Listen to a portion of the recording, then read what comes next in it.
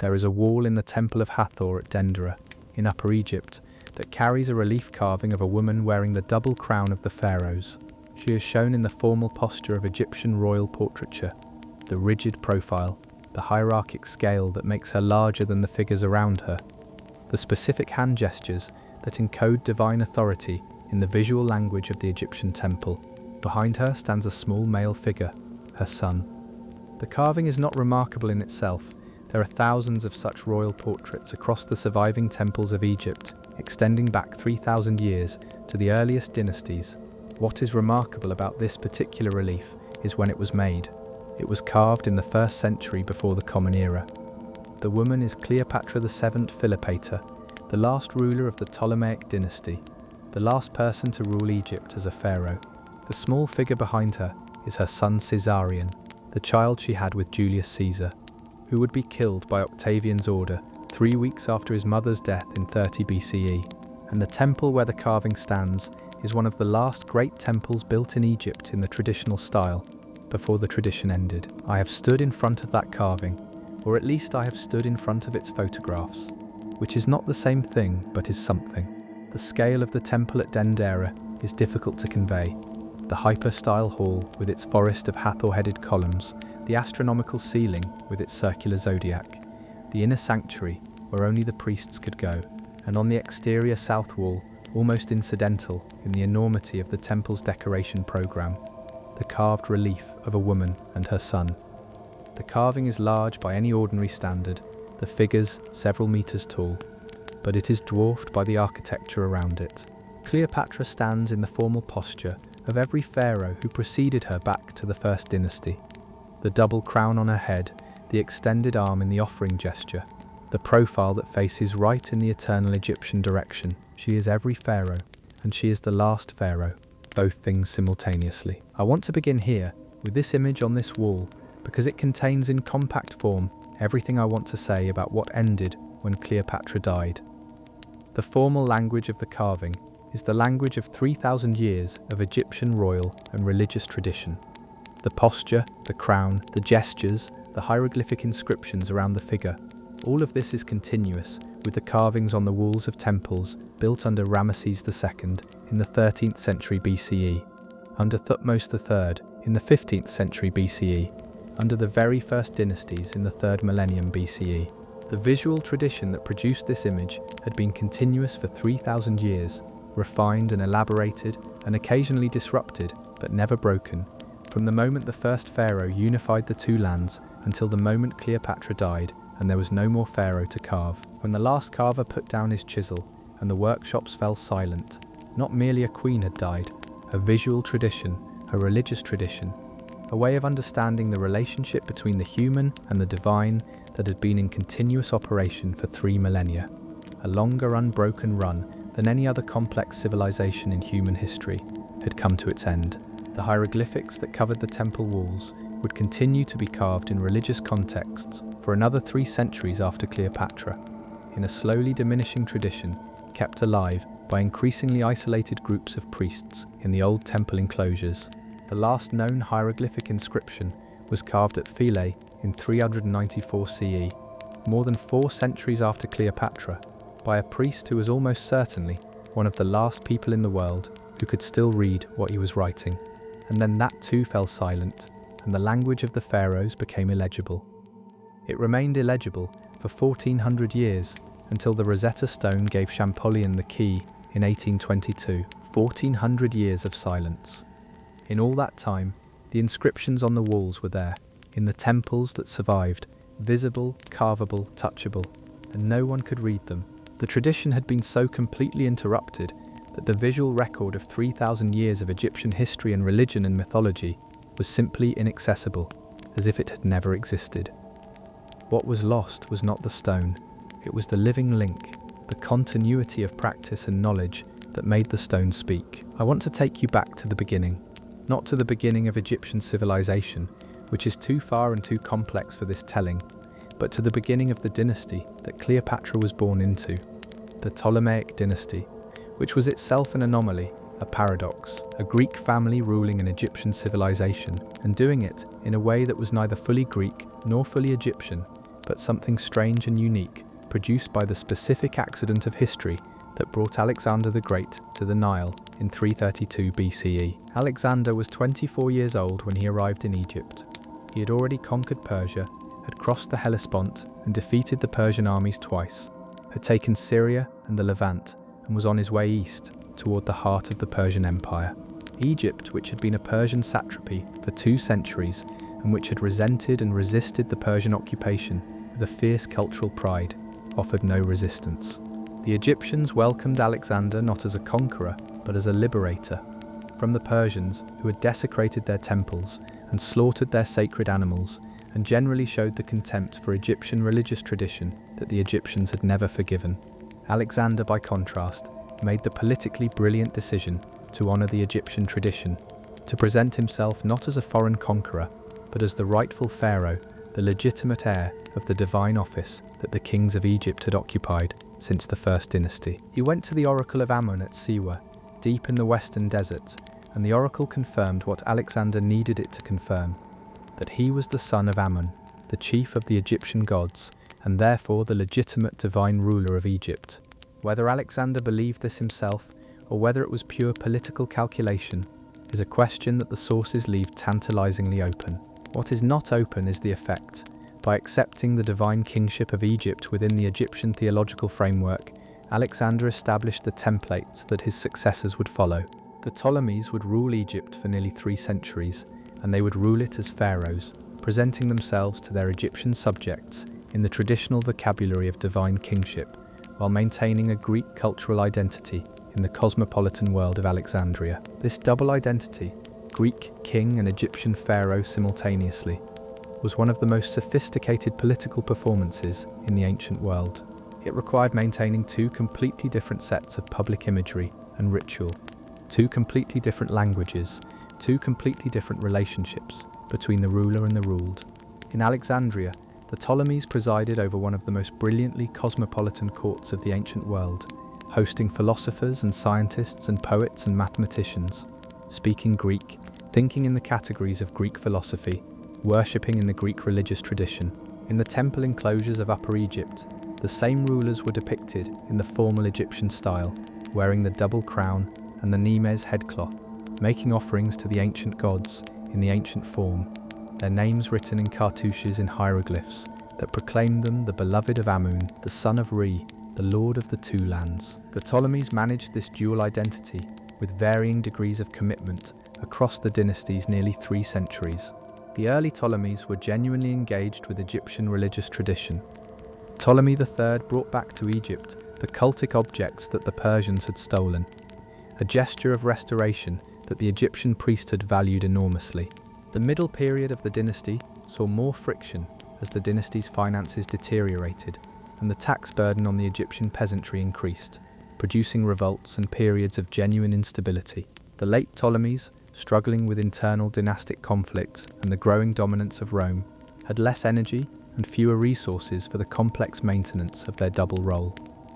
And then Cleopatra, the 7th, the last, the one whose name has outlasted all the others. Cleopatra Thesevant Philopator was born in 69 BCE, the second child of Ptolemy XII Aewas, the flute player, a nickname that was not flattering, given to him by a people who regarded his subservience to Rome as unworthy of a pharaoh. She grew up in a court defined by dynastic instability, in a dynasty that had been progressively weakened by family violence and Roman interference, in a city that was still one of the most magnificent in the world, but that was increasingly aware of the shadow Rome cast over its autonomy. She was educated in the tradition of the Alexandrian court. She spoke Greek and Latin and was reportedly fluent in 7 or 8 languages, including Egyptian, which distinguished her from virtually every other Ptolemaic ruler. She was the first of her dynasty to bother learning the language of the people they had ruled for nearly 3 centuries. This is not a trivial fact. It is, in a specific sense, the most important thing about Cleopatra, that she took the trouble to learn Egyptian. Her predecessors had ruled a country whose primary language they could not speak, communicating with the Egyptian population through interpreters, understanding the ancient religious tradition through intermediaries. Cleopatra could walk into the temple at Karnak and read the inscriptions. She could speak to the priests of Ammon in their own language.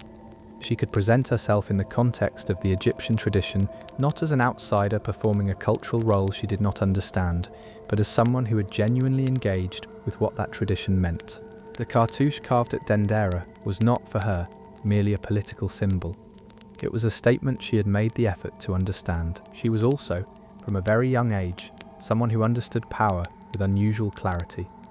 She became co-regent with her father at 18, and when he died she became queen alongside her younger brother Ptolemy XIII, as Egyptian tradition required.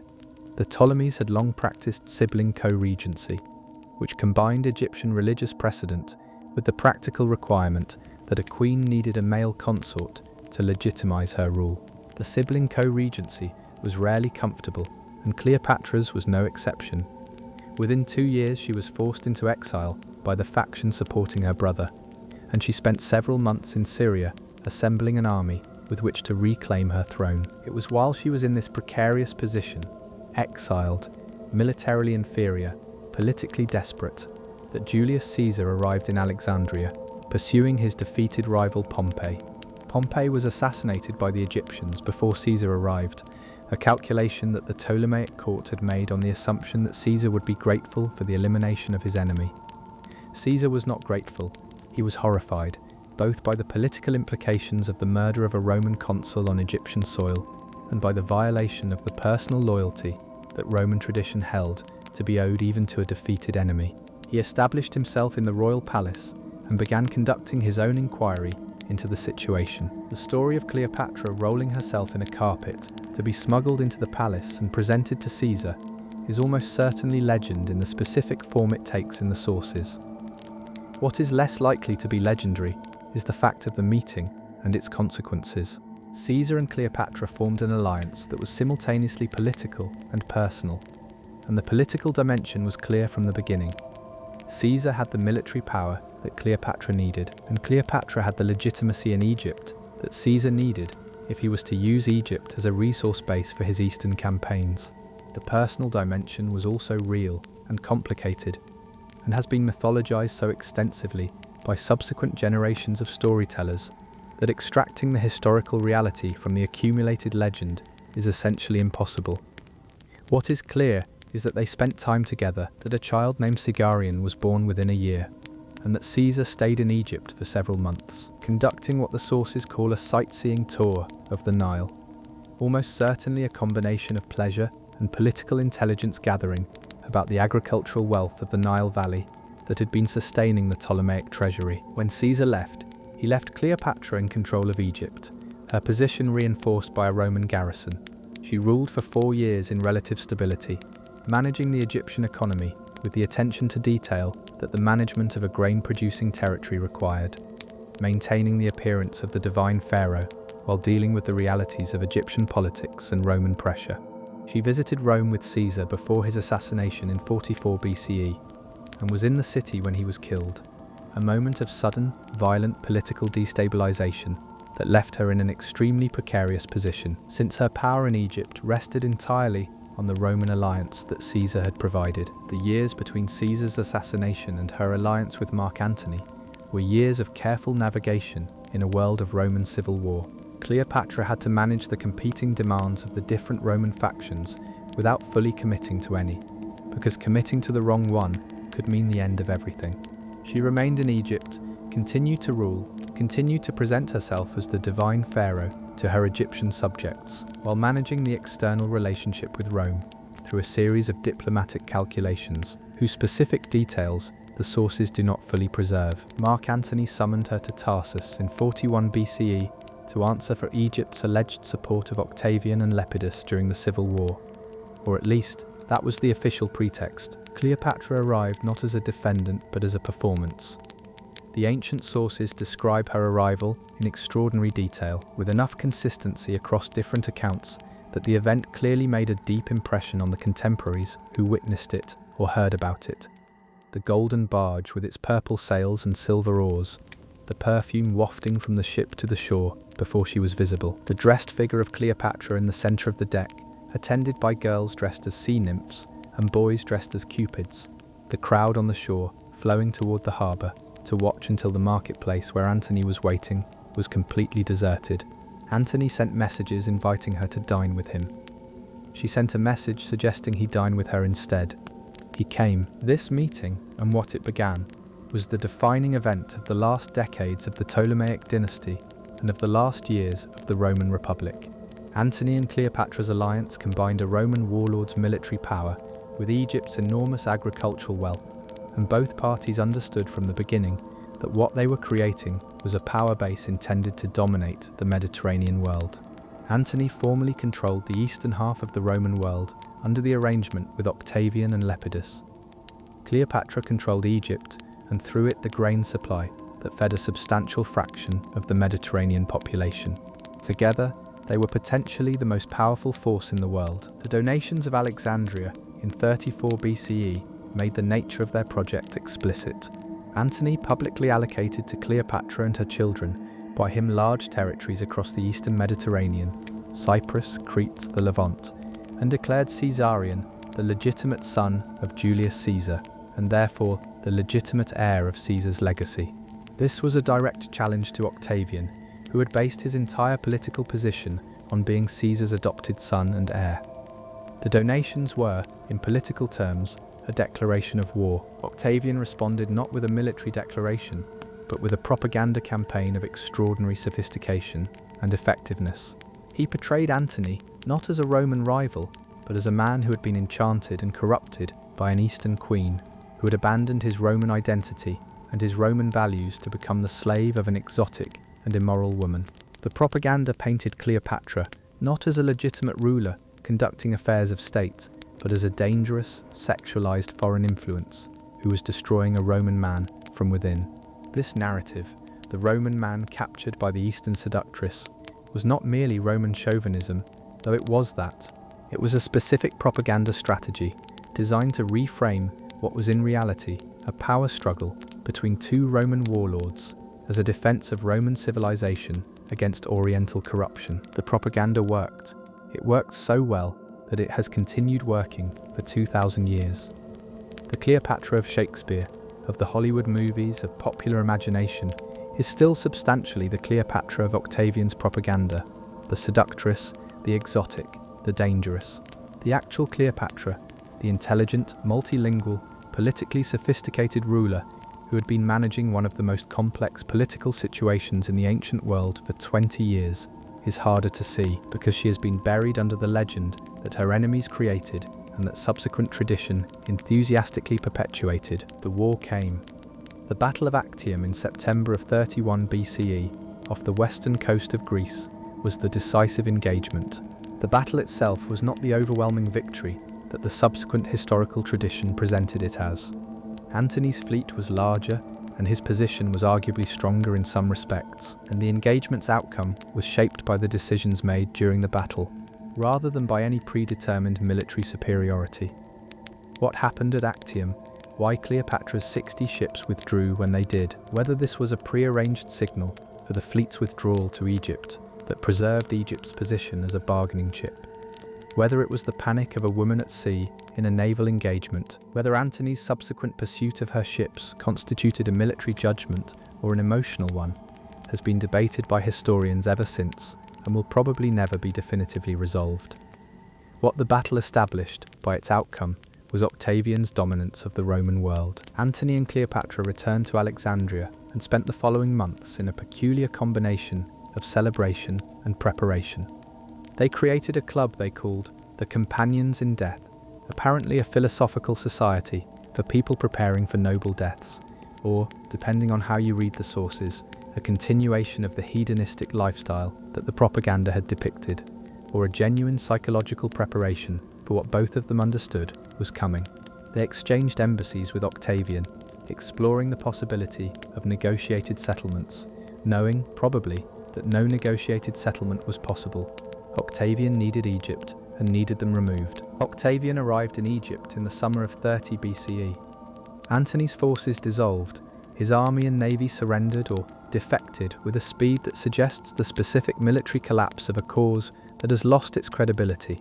Antony died by his own hand, or rather attempted to die by his own hand, and lingered for long enough to be brought to Cleopatra, who was barricaded in her mausoleum and died there. And Cleopatra, who had survived everything for 22 years as queen, who had managed the most complex political situation in the ancient Mediterranean, who had made herself indispensable to the two most powerful men of her age, who had dressed herself as Isis and as Aphrodite, and had presented herself to Egypt as the divine pharaoh in the 3,000-year tradition of the office. Cleopatra outlived Antony by a few days, met with Octavian, understood from the meeting that he intended to parade her in his triumph in Rome, and died. How she died has been debated since the moment it happened. The asp story, the snake brought to her in a basket of figs, the bite on her arm, the deaths of her attendants by the same means, has the quality of legend even in the ancient sources, some of which express skepticism. Octavian himself apparently accepted the asp story, or found it convenient to accept it, since it allowed him to display a wax figure of Cleopatra in his triumph with an asp on her arm. Other ancient sources suggest poisons administered in other ways. We do not know. We know that she died deliberately, and that she died rather than be displayed in Octavian's triumph. This last choice tells us perhaps more about who she was than anything else in the surviving record. She was willing to die to avoid being reduced to a spectacle, to avoid being stripped of the dignity that she had maintained through 22 years of near impossible political circumstances. Caesarion was killed 3 weeks after his mother. He had been sent south along the Nile to escape by sea to India. He was lured back by false promises and killed. He was 17 years old. With his death, the Ptolemaic dynasty ended. With the dynasty ended, the last institution that had maintained any continuity of the pharaonic tradition. The Ptolemaic court that had preserved the forms of Egyptian royal religion, even as it adapted and diluted them, was gone. Egypt became a Roman province. Octavian, who would become Augustus, the first Roman emperor, visited Egypt with a specific interest in its ancient monuments. He inspected the sarcophagus of Alexander the Great in Alexandria, touching the mummified body and accidentally breaking off the nose. He declined to visit the tombs of the other Ptolemies, saying he had come to see a king, not corpses. He implemented a specific policy of administrative control over Egypt that was tighter than any other Roman province, because Egypt's grain supply was too strategically important to risk in the hands of any potential rival. No Roman senator was permitted to visit Egypt without specific imperial permission. Egypt was effectively the personal property of the emperor. The Egyptian people, the fellahin, the farmers of the Nile Valley, who had been growing grain and paying taxes under Pharaoh after Pharaoh for 3,000 years, continued their lives with the specific stoic continuity of an agricultural population whose attachment is to the land rather than to the political superstructure above them. The Nile flooded each year, the grain grew each year, the taxes were paid each year. The face on the official monuments changed, but the rhythm of the agricultural year did not. The temples continued to function under Roman administration and with Roman imperial endorsement. The emperors were depicted in the pharaonic style in the surviving temples. Augustus, Tiberius, Nero, all of them shown in hieroglyphic cartouches, making offerings to the Egyptian gods, wearing the double crown. But the depictions were increasingly hollow, increasingly a performance of a tradition that the performers no longer fully understood or endorsed. The priesthood maintained the rituals, copied the religious texts, trained new generations in the ancient language, but the institutional support for this maintenance was diminishing, and the community of people who could read and write hieroglyphics was shrinking with each generation. Christianity arrived in Egypt in the 1st century CE, traditionally attributed to the mission of the evangelist Mark. It grew rapidly in the urban populations, and with it came a new relationship to the ancient religious tradition, not the syncretic toleration of the Roman period, which had allowed the Egyptian gods and the Roman gods to coexist in a crowded and generally non-violent religious marketplace, but the monotheism of the new faith, which regarded the other gods as demons, and the rituals that honored them as abominations. The temples were first competed with, then marginalized, then actively attacked. The Great Serapeum in Alexandria, the magnificent temple complex that held the collection known as the Daughter Library of the Great Library, a secondary repository for the books that the Great Library could not hold, was destroyed in 391 CE by a Christian mob incited by the bishop Theophilus.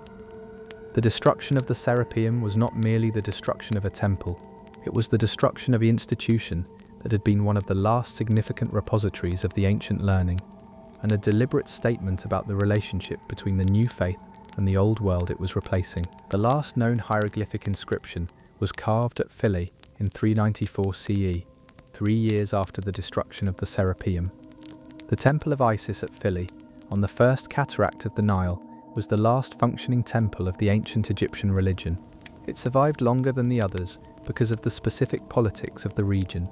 The Blemmies, a nomadic people from the eastern desert who were among the last adherents of the old religion, had negotiated a treaty with the Roman authorities that allowed the temple to remain open and the priests to continue their rituals. The carver who made the last hieroglyphic inscription in 394 was working in a context of genuine, if precarious, continuity. His name was Esmet Akom. He was a priest of Thoth, the god of writing, and what he carved was appropriate to his office, a prayer to Mandulis, the Nubian god of the sun, asking the god to bless him. The specific content of the last hieroglyphic inscription in history is a priest of the god of writing praying in the language of a 3,000-year tradition that was ending with him. The temple at Philae remained open until the reign of Justinian, who had it closed and its priests arrested in 535 or 536 CE, converting the temple to a church. By that point, no one in Egypt could read the hieroglyphics on its walls. The tradition that had been continuous from the early dynasties to Esmet-Agum, continuous through the Middle Kingdom and the New Kingdom and the Late Period and the Ptolemaic dynasty and the early Roman period, had been broken for 140 years. The priests of Thoth, who could write the language of Thoth, were gone, and what they had written remained, on the walls, incomprehensible. I want to spend a moment with the objects, with the specific material things that survived the transition, because the transition from the ancient world to the world that followed it is visible in the objects that crossed the boundary.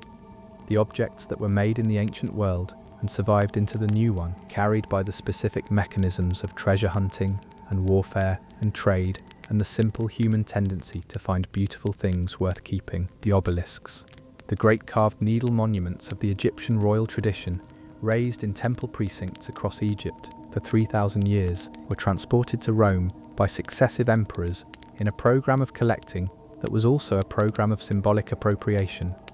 Bringing the monuments of the ancient world to the new center of the world was a statement about who now controlled the world's cultural heritage. Augustus took several. Caligula took one. Over the centuries, 13 Egyptian obelisks were brought to Rome, where they stand today in piazzas and gardens and in front of the basilicas of the church. Ancient Egyptian religious monuments, repurposed as decorative elements of Christian Rome, their hieroglyphic inscriptions unreadable to everyone who passed them for 1,400 years. The mummies. The mummification tradition, the specific technology of body preservation that was one of the Egyptian religious tradition's most distinctive and most elaborate practices, bound to the theology of the afterlife and the resurrection of the body, continued for several centuries after Cleopatra's death, adapting to the changing cultural context of Roman Egypt. The Phaeum portraits, painted on wooden panels in the Roman style and placed over the faces of mummified bodies in the traditional Egyptian manner, are the most extraordinary artifacts of this transitional period. The realistic, individualized faces of Roman-era Egyptians, depicted in the painterly style of the Mediterranean world, combined with the body preservation technology and the theological framework of the ancient Egyptian religion. A person's face as it actually appeared, combined with the ancient belief that the preserved body would be needed for the resurrection. The two traditions blending in the specific mixed world of Roman Egypt, producing something that is neither fully Roman nor fully Egyptian, but something unique to the moment of transition. The Book of the Dead, the great funerary text of the ancient Egyptian tradition, the collection of spells and hymns and instructions that guided the deceased through the afterlife, continued to be copied and buried with the dead for several centuries of Roman rule. Some of these copies were made for people with Roman names who had converted to the traditional religion, or who had maintained it alongside their Roman identity. The tradition of providing the dead with the texts they needed for the afterlife was so deeply embedded in Egyptian culture that it survived the Roman conquest, survived the transition to Roman administration, survived even the early Christian period in some communities. The last copies of the Book of the Dead that we can date are from the 1st or 2nd century CE, 3 or 4 generations after Cleopatra's death. What does it mean for a religious tradition to end? This is the question that Cleopatra's death raises, and it is not a simple question. The tradition did not end on the day she died. The temples continued to function for 5 centuries. The hieroglyphs were carved for 3 more centuries. The mummification tradition persisted for 2 or 3 more. The specific theology of the Egyptian religion, the understanding of the gods and the cosmos and the afterlife that the temples encoded, survived in forms that were absorbed into late antique religion and that influenced early Christianity and the traditions of magic and mysticism that circulated in the Roman world. The figure of Isis, the great mother goddess of the Egyptian tradition, was worshipped across the Roman Empire into the 3rd and 4th centuries CE, and her iconography, the mother nursing the child, the specific pose and gesture of the goddess with the infant Horus, was absorbed into the iconography of the Virgin Mary and the Christ child in ways that scholars have traced and debated for generations. These are continuities, real ones, not trivial. The tradition did not vanish without leaving traces, but the specific, living, continuous tradition, the unbroken chain of priests who knew what the temple inscriptions meant and why they were there, who understood the specific theology of the gods they served, who could read the astronomical calculations encoded in the orientation of the temple building and the mythological narratives encoded in its carved reliefs. That chain was broken. When it was broken is debatable, but broken it was. And the moment that crystallizes the breakage, the moment when the loss becomes both most visible and most symbolic, is the moment when Cleopatra died in her mausoleum in Alexandria in August of 30 BCE, with Octavian's forces in the city and the Ptolemaic dynasty ending with her. She had come to the end of it. The 3,000 years, the pharaohs and the priests and the farmers and the gods and the hieroglyphs and the temples and the Book of the Dead and the mummies and the obelisks and the calculations of the astronomical calendar that fixed the flooding of the Nile in relation to the stars and the whole dense, specific, magnificent system of understanding the world that ancient Egypt had developed and maintained and refined for 30 centuries. All of it came to an apex of sorts in this specific woman, in this specific moment, in this specific failure. Not because she caused the failure, but because she was the last one who could have prevented it.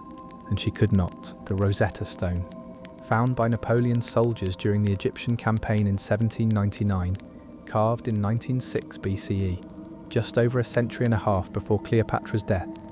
It is a priestly decree issued in honor of Ptolemy V, written in 3 scripts: hieroglyphic, demotic, and Greek. The identical text in 3 scripts was the key that Champollion used in 1822 to crack the code of the hieroglyphics, after 1400 years in which the language of the pharaohs had been as inaccessible as a language spoken on another planet. The Rosetta Stone was carved during the Ptolemaic dynasty, in the period when the double world of Greek administration and Egyptian temple culture was still functioning, when the priests who wrote in hieroglyphics and the Greek-speaking court that commissioned the decree were still in enough contact that a trilingual text made sense, that the same message needed to be readable in all 3 registers of Egyptian society. When we recovered the hieroglyphics, we recovered them as a language that could be read, that could be translated, that could tell us what it said, but we did not recover the tradition. We can read the inscriptions on the walls at Dendera, including the inscription that shows Cleopatra in her double crown. We can translate the hieroglyphic text that identifies her and praises her and frames her within the 3,000-year tradition of the divine pharaoh. We can know, intellectually, what it meant, but we cannot experience it the way the Egyptian priest who carved it experienced it, as a living tradition, a continuous and unbroken chain of meaning that stretched from the gods at the beginning of time to the present moment. The recovery of the language is not the recovery of the tradition. The tradition is gone. The wall at Dendera still stands. The carving of Cleopatra still looks out from it in the formal posture of 3,000 years of royal portraiture. The double crown is on her head, the hieroglyphs are around her, her son stands behind her, and the tradition that all of this encodes, the living system of meaning that made the carving mean what it meant to the people who made it, and to the people who would have seen it and understood it. That is the thing that ended when Cleopatra died, slowly, over the following centuries, in the final flickering of a light that had been burning since before the memory of the Western world. The last priest of Thoth, Esmetakom, carving his prayer to Mandalis at Philae in 394 CE, working in the language of his god in the last functioning temple of the ancient tradition. He did not know he was last. You never know in the moment that you are last. You know your craft, you practice your art, you make your prayer in the form the tradition requires, because the tradition requires it, and because the tradition is what you know. And then the moment passes, and the door closes, and the silence begins. The silence lasted 1400 years, and then Champollion found the key, and the walls began to speak again. But the people who were supposed to hear them were gone, and what the walls said was history rather than prayer, scholarship rather than faith, the recovered record of a world that had ended, rather than the living practice of a world that was still alive. I wish you a calm and peaceful night. Let me slow down and give the 3,000 years their proper weight, because I have moved through them too quickly in pursuit of the ending, and the ending only makes sense in the context of the full duration of what was ending. 3,000 years. Try to hold that number for a moment. In the time that elapsed between the unification of Upper and Lower Egypt under the first pharaoh, Nama or Menes, or whoever the specific individual was behind the Nama palette, and the death of Cleopatra, the following events had not yet happened: the fall of Rome, the rise of Islam, the Crusades, the Mongol conquests, the Black Death, the Renaissance, the Reformation, the Scientific Revolution, the French Revolution, the Industrial Revolution, both world wars. All of human history as most people understand it, all of the events that feel like history rather than prehistory, would fit inside the 3,000 years that Egyptian civilization was continuous, with room left over, with significant room left over. The pharaonic tradition that produced the carving at Dendera had, by the time it produced that carving, been producing such carvings for 3,000 years. The priests who trained the carvers, the theologians who designed the programs of imagery, the administrators who managed the construction and maintenance of the temples, they were all working within a tradition so old that it had absorbed and outlasted more civilizations than the people it outlasted could count. Babylonia had risen and fallen, Assyria had risen and fallen, the Hittite Empire had risen and fallen, the Minoan civilization had risen and fallen, the Bronze Age Mediterranean had collapsed, Greece had had its archaic period, its classical period, its Hellenistic period. Rome had gone from village to republic to empire, and Egypt, through all of this, had maintained its specific continuity, had kept the Nile flooding and the grain growing and the temples functioning and the hieroglyphs being carved and the pharaoh performing the divine kingship in the specific form that the tradition required. This persistence was not merely the inertia of a large and well-organized civilization. It was an active achievement, continuously renewed by the specific human efforts of the people who maintained it.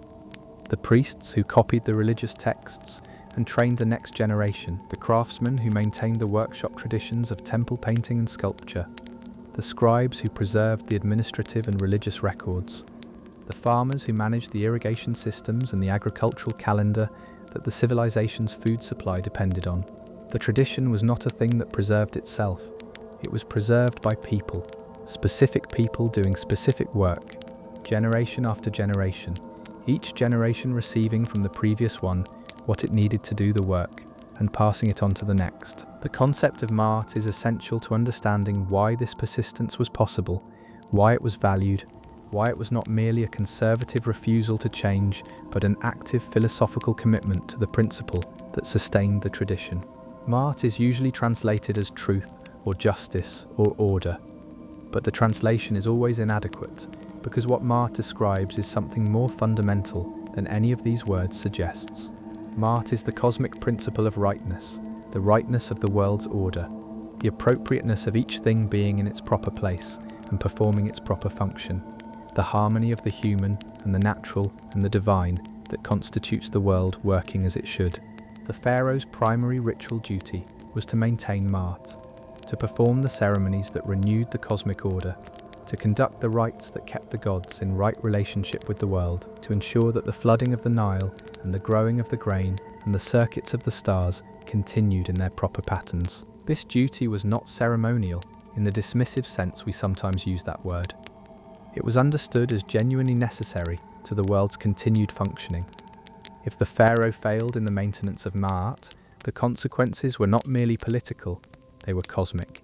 The Nile might not flood, the grain might not grow, the sun might not rise. These were not metaphors, they were literal possibilities that the ritual system was designed to prevent. The elaborate daily ceremonies of the temple, the opening of the sanctuary, the awakening of the god, the offering of food and incense, the clothing of the divine statue, the closing of the sanctuary, were not performances of piety. They were maintenance operations for the universe. This is what we mean when we say that the death of Cleopatra ended a tradition, rather than merely ending a dynasty. The Ptolemaic dynasty was the last institution that maintained, in however diminished and compromised a form, the pharaonic system. When the dynasty ended and Egypt became a Roman province, the institutional framework that had sustained the maintenance of Ma'at for 3,000 years was broken. The Roman emperors performed some of the pharaonic rituals in some of the temples, but they were not pharaohs in the theological sense. They did not understand what they were doing. They could not read the inscriptions that explained what they were doing, and the framework of meaning within which the rituals had their function was not something they participated in or sustained. They were cultural consumers of a tradition they could not maintain, displaying a tradition they could not practice, appropriating the visual vocabulary of a world they did not understand. I want to give you some of the specific material of the Egyptian religious tradition, because the tradition was not an abstraction. It was a body of specific knowledge, specific practice, specific imagery, specific text that was accumulated over 3,000 years and that was held in the libraries of the temples and in the memories of the priests. The Amduat. The Book of What is in the Underworld is one of the great mortuary texts of the Egyptian tradition, not the Book of the Dead, which was the collection of spells used by ordinary people for their funerary purposes, but the royal mortuary text that described the journey of the sun god Re through the 12 hours of the night, the nocturnal underworld that the sun traversed between sunset and sunrise in order to be reborn at dawn. The Amduat, as painted on the walls of royal tombs from the New Kingdom onward, is one of the most elaborate and systematic cosmographies of the ancient world. A detailed description of the structure of the underworld, its 12 regions, the beings that inhabited them, the trials and the transformations that the sun underwent in its nightly passage. To read the Amduat is not to read a myth in the sense of a story that is told for pleasure or for moral instruction. It is to read a map of the universe, a technical document describing the mechanics of cosmic renewal. The priests who maintained the temples had access to the Amduat and to the other great religious texts of the tradition, the pyramid texts carved on the walls of the burial chambers of the Old Kingdom pyramids, the oldest religious texts in the world, the coffin texts, which democratized the royal afterlife literature for the middle classes of the Middle Kingdom, the Book of the Dead, the books of breathing that were used in the late period, the texts of the temple libraries that contained the hymns and the rituals and the calendrical calculations that structured the temple's daily and seasonal operations. This was an enormous body of knowledge, accumulated over 3 millennia, and its maintenance required the existence of a literate priestly class who could read it and use it and train the next generation to do the same. By the time of Cleopatra, that priestly class was already under pressure. The Ptolemaic period had seen the temples both enriched. The Ptolemies were generous patrons of temple construction, and the temples of Evitu and Dendera and Komombo and Philae and Esna, which are among the best preserved in Egypt, were largely built or rebuilt in the Ptolemaic period, and also diminished as the political authority of the priesthood was progressively subordinated to the Ptolemaic state apparatus. The priests of the major temples remained figures of considerable local power, but the national political role that the priesthood had played in earlier periods, as a counterweight to royal power and as an independent source of authority, had been reduced. The temples were still functioning, the rituals were still being performed, the texts were still being copied, and the knowledge still being transmitted. But the institutional environment was already narrowing. In the Roman period, the narrowing accelerated. The temple estates, which had provided the economic base for the priestly communities, were subject to increasing Roman administrative control and taxation. The communities of temple priests, which had in earlier periods been substantial and economically self-sufficient, became smaller and more economically precarious. The transmission of the ancient knowledge continued, but in an increasingly constrained environment, as the number of people who could sustain the tradition contracted with each generation, and then Christianity. The encounter between the ancient Egyptian religious tradition and Christianity is not a simple story of persecution and replacement, though it includes both. The Egyptian tradition had a remarkable capacity for absorption and synthesis, Over 3,000 years it had absorbed elements from Nubian and Libyan and Levantine and Persian and Greek traditions, incorporating them into its own framework without losing its essential character. In the early centuries of Christianity in Egypt, there were genuine attempts at synthesis, most notably in the Hermetic tradition, which blended Egyptian religious philosophy with Greek Platonic thought in ways that influenced the development of early Christian theology. But Christianity, unlike the other traditions with which Egypt had interacted, made exclusive claims on religious truth. You could honor Isis and Osiris and Ammon and Hathor and all the other gods of the Egyptian tradition simultaneously, as the polytheistic system allowed, but you could not honor Jesus alongside them, because the Christian faith demanded sole allegiance. The choice, when it came, was made not by abstract theological argument, but by the specific, material, historically contingent decisions of specific people in specific circumstances. The bishop Theophilus destroying the Serapeum in 391 CE, the edicts of Theodosius closing the pagan temples across the empire, the conversion of individual priests and temple communities to Christianity, taking their knowledge with them. Some of it, the parts that were compatible with the new faith, the rest left behind, lost in the transition. The shift in the communities that had sustained the tradition as the economic and social rewards of priestly service declined and the communities themselves shrank. Hypatia of Alexandria, murdered in 415 CE, the philosopher and mathematician whose death I described in the Alexandria script, was not a priestess of the Egyptian tradition. She was a Neoplatonist philosopher, working in the Greek intellectual tradition, committed to the preservation of classical learning.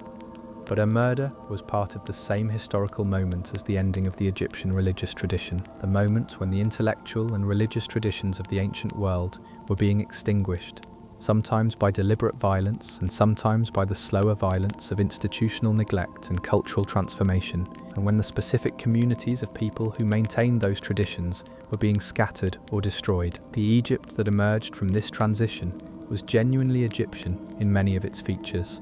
The Coptic Christian tradition that developed in Egypt was not a foreign imposition, but a specifically Egyptian form of Christianity. Using the Coptic language, the direct descendant of ancient Egyptian, written in the Greek alphabet, for its liturgy and its scripture, the Coptic Church maintains a form of the Lord's Prayer that uses a word for bread, oik, that is a direct borrowing from ancient Egyptian. The liturgical calendar of the Coptic Church follows the ancient Egyptian calendar more closely than it follows any other. The specific character of Egyptian spirituality, its intensity, its mysticism, its specific relationship to the embodied world and to the afterlife, continued in the Christian tradition. Something persisted, but the hieroglyphs were unreadable. The priests of Ammon and Hathor and Thoth were gone. The Amduat was on the walls of the royal tombs, which had been robbed and forgotten. The pyramid texts were in the burial chambers of the Old Kingdom pyramids, which no one entered for centuries. The Book of the Dead was in the papyri that the mummies were buried with, and the mummies were in the ground, and the papyri were decomposing. The specific, technical, 3,000-year body of religious knowledge that the priestly tradition had maintained was dispersed and lost, scattered in the material record of a civilization that had ended. Napoleon's expedition to Egypt in 1798 was the beginning of the modern encounter with this lost world. He brought with him not only soldiers but scientists and scholars. The Commission des Sciences et des Arts, which spent 3 years in Egypt documenting the monuments and the landscape and the population of a country that the Western world had been ignoring since the Arab conquest 1,000 years earlier. The description de l'Egypte that resulted from this documentation, the enormous publication that appeared between 1809 and 1828, was the first systematic presentation of ancient Egyptian civilization to the modern European world, and it created the Egyptological fever that seized the 19th century. The Rosetta Stone, found during the expedition, provided the key. Champerlien's decipherment in 1822 opened the walls. What the 19th century Egyptologists found when they could finally read the inscriptions was not quite what they expected.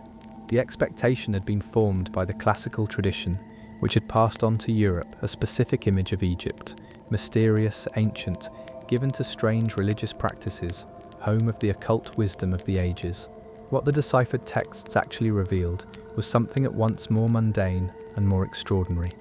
the administrative records of a sophisticated bureaucratic state, the agricultural accounting of a carefully managed agricultural economy, the love poetry of individual Egyptians who found it amusing to write about geese as metaphors for their hearts, the medical texts of a tradition that had developed anatomical knowledge of considerable sophistication, the religious literature of a theology that was simultaneously vast and specific, cosmic and intimate. The people who had lived in ancient Egypt were recognizable as people. This recognition is itself a kind of resurrection, the recovery of the specific human reality of a civilization that had been buried under 2 millennia of silence and mythologization. The farmers who paid their taxes in grain and complained about the weight of the burden. The scribes who wrote their love poems on sherds of pottery during breaks from copying official documents. The priests who complained about the difficulty of maintaining the temple rituals with insufficient resources. The women who managed the economic affairs of their households with the specific legal rights that Egyptian law granted them, different in detail, but comparable in substance to the rights that modern women exercise. These are recognizable human beings, visible in the specific material of the deciphered texts, recovered from the silence that had buried them. Cleopatra, back to Cleopatra, the woman on the wall at Dendera. Let me try to give her back her complexity, because the legend has flattened her, and she deserves better than to be flattened. She was, above all, a politician. Not merely a politician, but a politician in the full sense, a person who understood power, who had been managing extremely complex power relationships since she was a teenager, who had survived things that would have destroyed most people in comparable situations. She managed the relationship with Rome, first with Caesar, then with Antony, with the specific understanding that Egypt's autonomy depended on making herself indispensable to the dominant Roman power, while maintaining enough independence to preserve Egypt's identity as a distinct political and cultural entity. This was an impossible balancing act, and she came very close to succeeding at it. She understood the Egyptian religious tradition not as a cultural costume to be worn for political purposes, but as a genuine framework of legitimacy. When she presented herself as Isis, and she did this explicitly, appearing at public events in the costume of the goddess, accepting the title New Isis in the inscriptions of the period, she was not performing.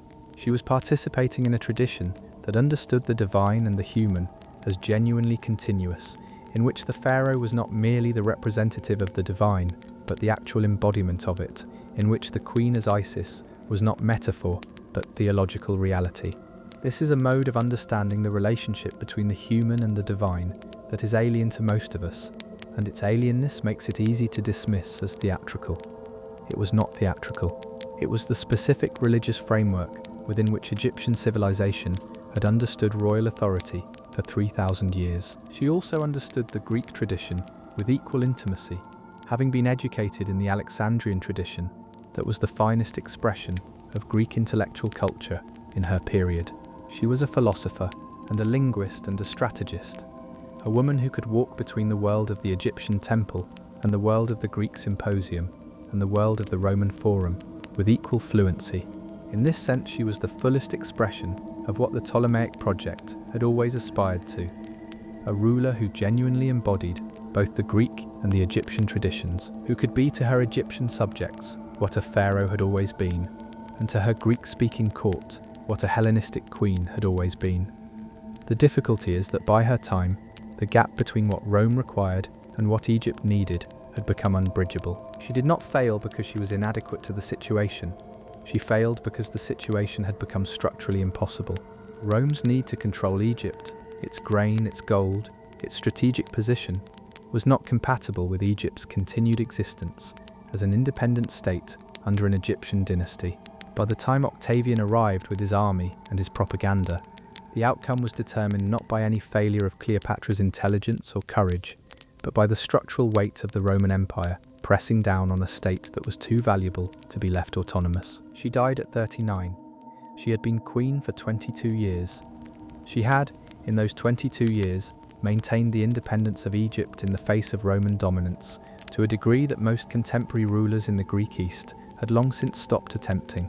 She had produced the last great building program of the Ptolemaic dynasty, including the temple at Dendera, whose carving of her in the pharaonic tradition I began with.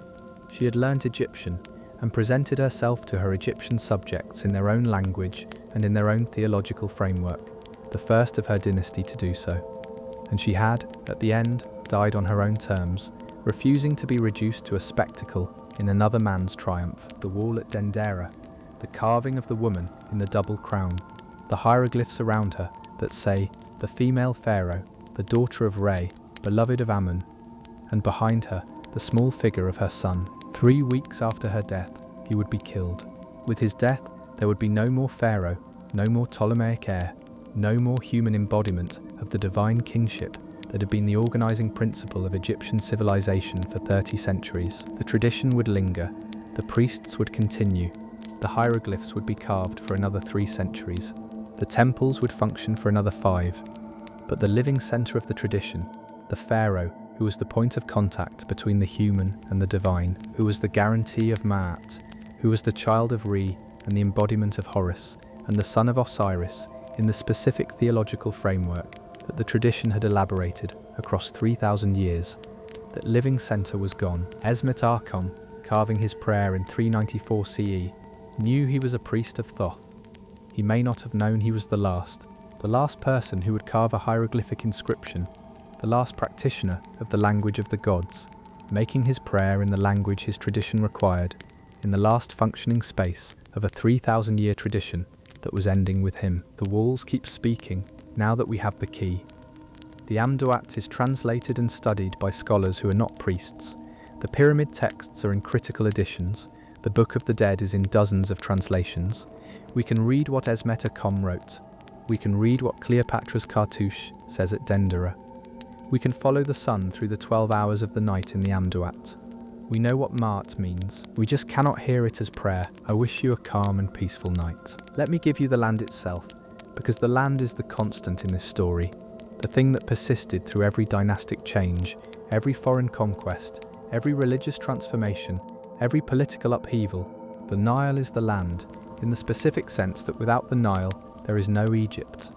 The ancient Egyptians understood this with a precision that is still remarkable. They called their country the Black Land, Kemet, for the dark, rich alluvial soil that the Nile deposited each year when it flooded. And they called the desert on both sides the Red Land, Deshret, for the colour of the lifeless sand. The Black Land was Egypt, the Red Land was not. The boundary between them was not merely geographical, it was the boundary between life and death, between civilization and chaos, between the domain of Ma'at and the domain of its absence, the Nile floods. This is the annual event around which all of Egyptian civilization organized itself, the flood that brought the silt that fertilized the fields, that renewed the soil that grew the grain, that fed the people and funded the temples and supported the pharaoh and his administration. The flood was not predictable in the specific sense of knowing how high it would be in any given year. A low flood meant drought and famine. A high flood meant catastrophic inundation. The right flood, the flood that left the soil enriched and the fields not destroyed, was a divine gift, renewed each year by the mercy of the gods. The ceremony of opening the dikes, the ritual of measuring the flood level at the Nilometer, the offerings to Hapi, the god of the Nile flood, were not merely traditional gestures, they were the specific responses to the most important annual event in Egyptian life. Herodotus called Egypt the gift of the Nile in the 5th century BCE.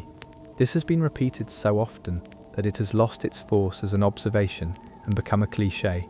But it is not a cliché. It is a precise statement about the material basis of Egyptian civilization.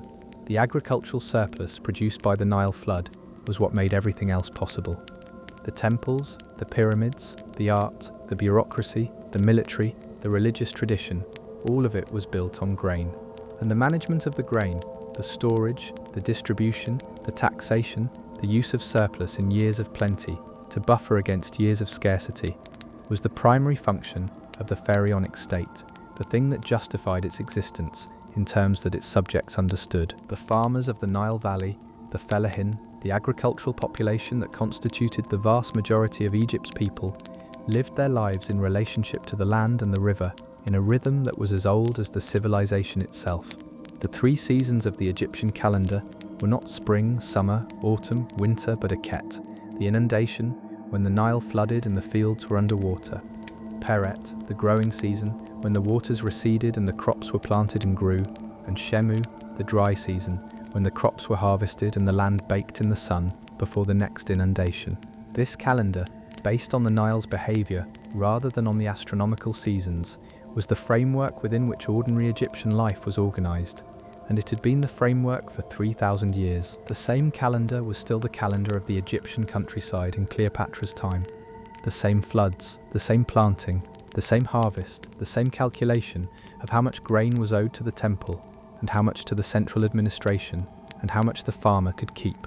The Roman conquest changed the administration and changed who received the tax, but it did not change the fundamental relationship between the Nile and the land and the people who worked it.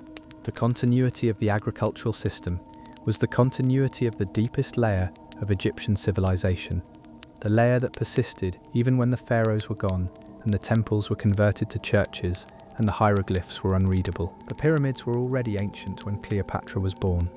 The Great Pyramid of Giza, built for Khufu in the Old Kingdom around 2560 BCE, was already 2,500 years old when Cleopatra visited it. It was a tourist attraction in her time, as it had been for centuries. The ancient Egyptians of the New Kingdom, 1,000 years after the Old Kingdom pyramids were built, were themselves tourists to the monuments of their ancestors, scratching graffiti on the pyramid casing stones that recorded their admiration for the ancient achievement.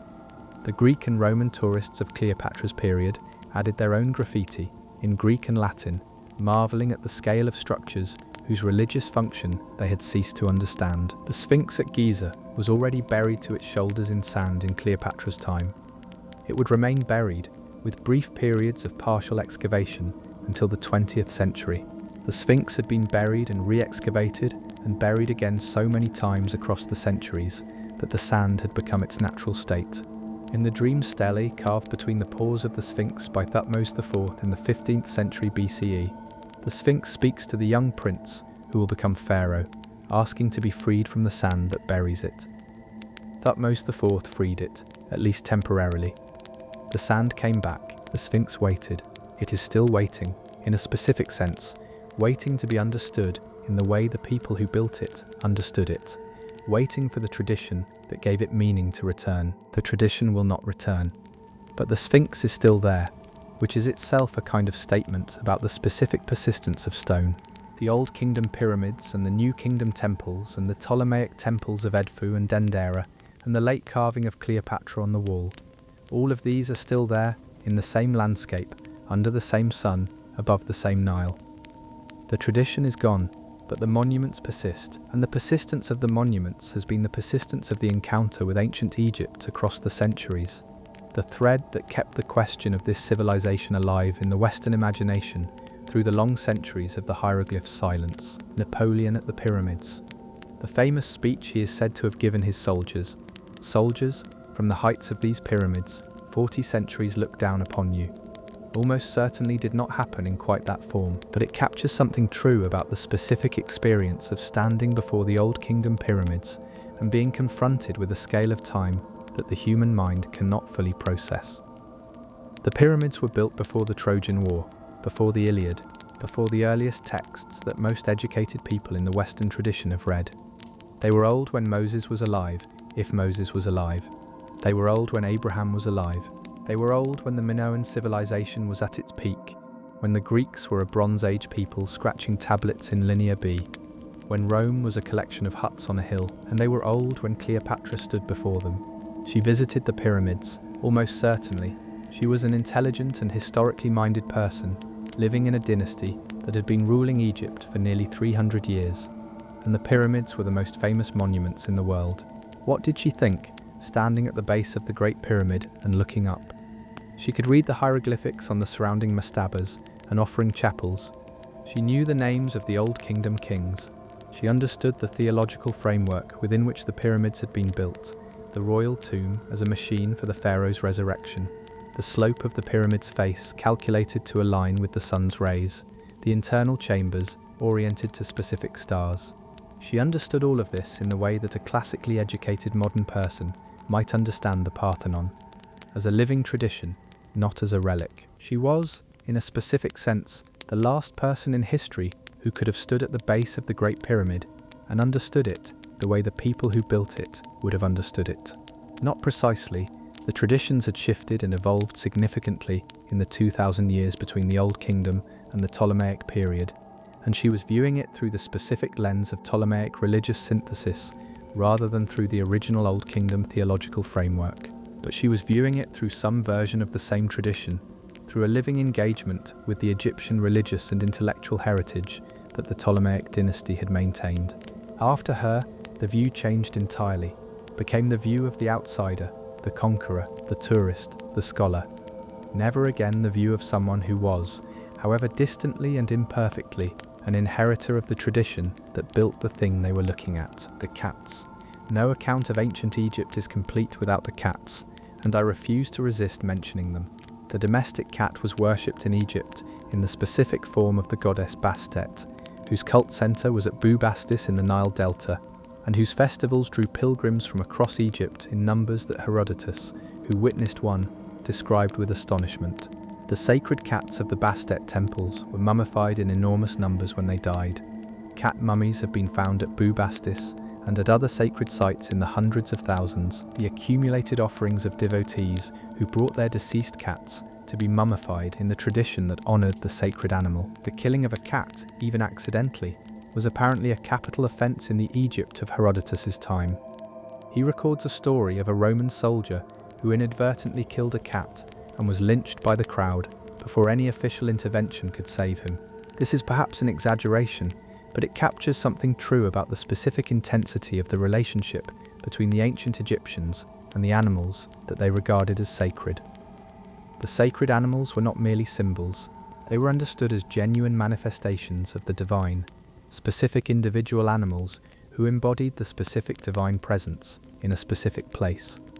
The cats of Bastet were Bastet, the ibises of Thoth were Thoth, the crocodiles of Sobek were Sobek. This understanding of the divine as genuinely present in specific material forms, not as a symbol or a representation, but as an actual presence, the god in the animal, is one of the aspects of Egyptian theology that is most alien to the monotheistic traditions that replaced it, and most persistently misunderstood.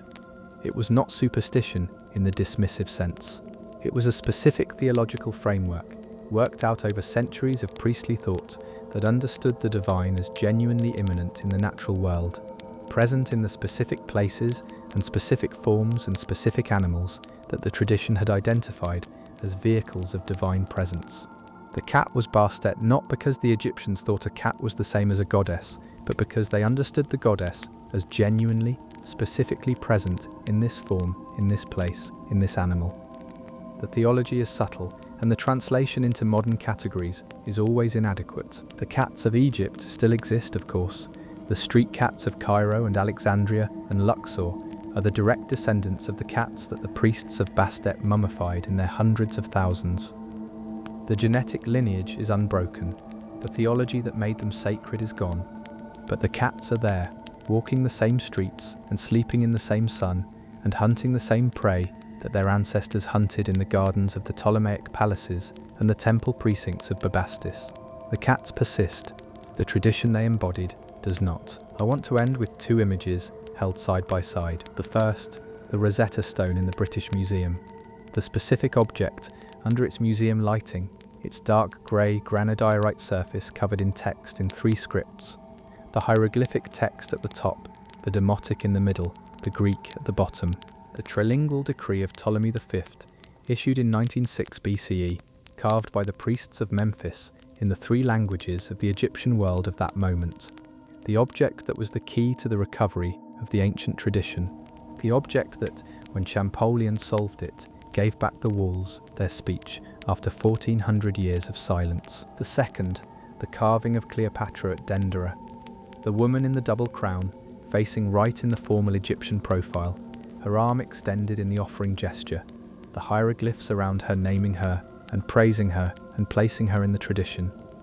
Behind her, the small figure of her son, the last pharaoh and the son who will be killed, the end of the dynasty and the beginning of the silence. Between these 2 images, the Rosetta Stone and the Dendera carving, is the entire story I have been trying to tell.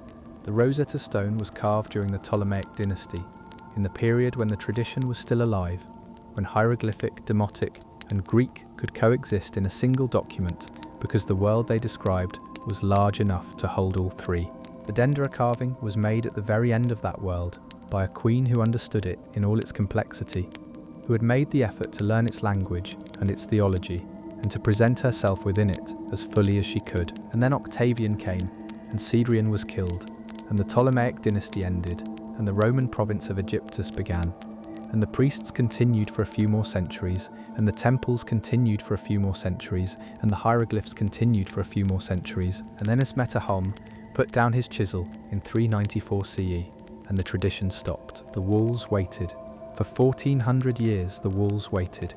The hieroglyphs were there, scratched and painted and carved into the surfaces of temples and tomb walls and papyri scattered across the landscape of Egypt, and no one could read them, not because the language was particularly difficult, as it turned out, but because the chain of transmission had been broken. The people who knew had stopped teaching. The tradition had ceased. And when a tradition ceases, what it knew ceases with it.